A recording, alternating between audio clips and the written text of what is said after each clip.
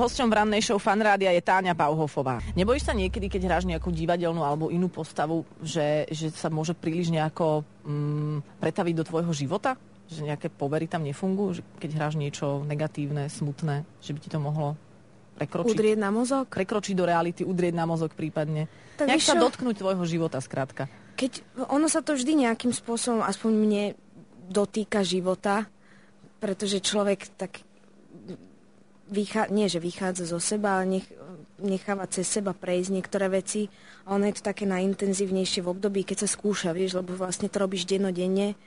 Dennodenne si s tým v kontakte, dennodenne to tvoríš, rozmýšľaš nad tým, tak vtedy sa občas niektoré také veci akože dostanú hĺbšie. A že to tak v bruchu cítiš?